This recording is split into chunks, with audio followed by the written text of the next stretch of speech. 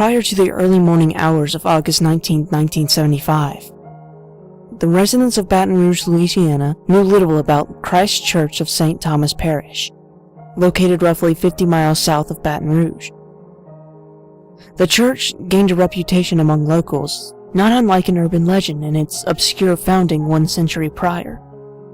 Residents believed that Christ Church of St. Thomas Parrish was nothing more than a cult operating under the guise of a Christian organization. Others assumed that it was a local getaway for degenerate youth. All understood that there was more to the church than religious observance.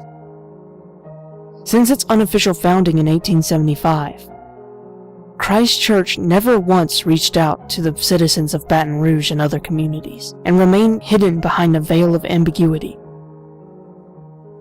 Once the sun rose above the swamplands of Louisiana, on that August morning decades ago, however, the church's obscurity was lost forever. The first sign of the church's bizarre activity arrived at the desk of Washington, D.C. based IRS agent Jennifer Ellis. During the afternoon of August 13, 1975, she received an official application for tax exemption from Christ Church as a non-profit organization. Ellis's immediate concern came as the church's self-depiction as a safe haven and orphanage for lost children. The fact that the congregation never previously applied for tax-exempt status in self-reported history also piqued Ellis's curiosity. That same day, and over the course of the following day, Ellis repeatedly attempted to contact Christ Church. All of her calls were met with no answer, given the distinct possibility of malfeasance. The IRS directed officials from Louisiana state government to investigate the matter on August 16, 1975.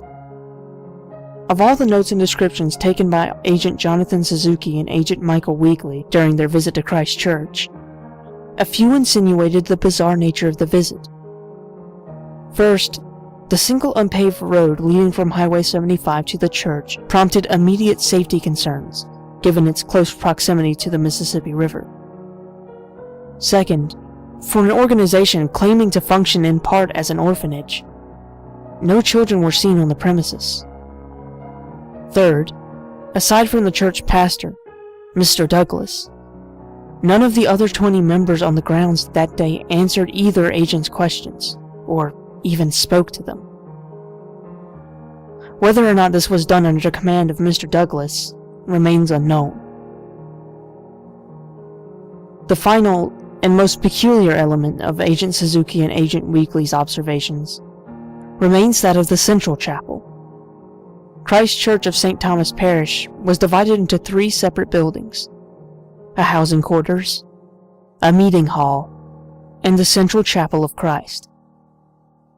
The conditions of the housing quarters and the meeting hall were, in the writings of Agent Suzuki, deplorable and likely a risk to personal health. Agent Weekly's writings share similar sentiments. The central chapel, however, transcended all concerns.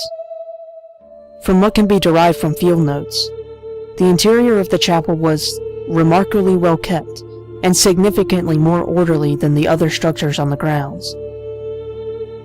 The interior of the chapel itself stood approximately 25 feet high and encompassed 1,500 square feet of space.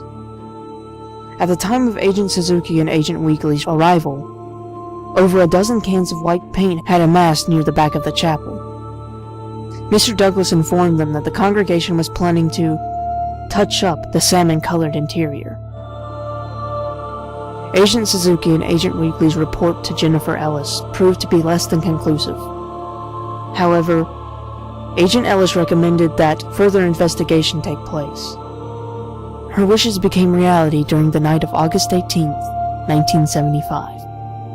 At 10:57 p.m. on August 18, 1975, the Baton Rouge 911 Center received an emergency call originating from the northern hinge of St. Thomas Parish. The following is a partial transcript of said phone call.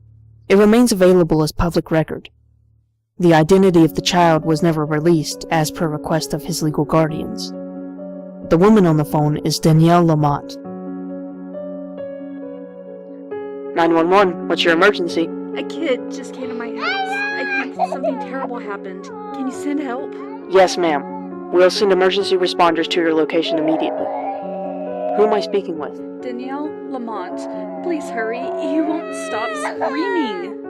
Emergency responders are on their way, Miss Lamont. Can you tell me what happened? I don't know. I was just getting ready for bed and I heard someone pounding on my door. I opened it and the kid was just there. He can't be more than 5 or 6. I tried washing the blood out of his hair and face. It won't come off. He hasn't stopped screaming. Please, I need help. Is the child hurt? Is that his blood?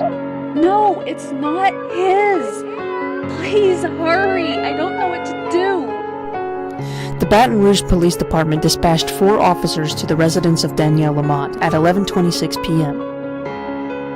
The names of the officers involved have been stricken from public record, as per request of the Louisiana state government. Emergency personnel promptly transported the child to Baton Rouge General Hospital at 11:35 p.m.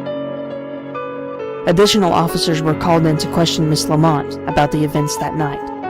Before the child was taken from the residence of Danielle Lamont, the 4 police officers were able to determine where he had come from. Christ Church of St. Thomas Parish, 5 miles south. According to official reports, the 4 officers arrived on the grounds of Christ Church at 11:57 p.m. Both the meeting hall and housing quarters were empty. Mr. Douglas was nowhere to be seen. Neither were his 20 followers. After 10 minutes of search in both buildings, officers were alerted by a single sound. Screaming. It was coming from the central chapel. Officers entered the chapel, their guns at the ready. On the altar, at the far end of the room, Mr. Douglas and his 20 followers were draining the blood of a young girl into a deep vat beneath her. Authorities later identified the girl as a 7-year-old Abby Worth, who was reported missing from New Orleans by her parents 2 years prior. The act was later described as a ritualistic bloodletting that involved deep lacerations to the neck, arms, legs, and forehead of the victim. Details regarding the events that occurred over the preceding 5 minutes remain unclear, as there is no official record. But during that time, Mr. Douglas and his 20 unnamed followers were shot to death. Abby Worth was later determined to have been dead 20 minutes prior to the officers' arrival. Cans of white paint were still amassed at the altar.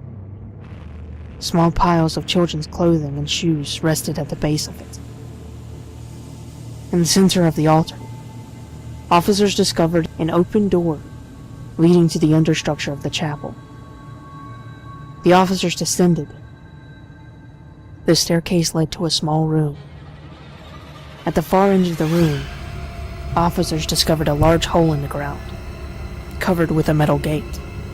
The officers approached. Beneath the metal gate, officers discovered a pile of mutilated and decomposing bodies. The bodies were later identified as missing children from across the state. Over 60 were found. Word of the horrors at Christ Church quickly reached Baton Rouge and the rest of Louisiana later that morning. The Baton Rouge Advocate, a local newspaper syndicate, would describe the events as the outrage of St. Thomas Parish. Law enforcement officials from around the state were called to the scene.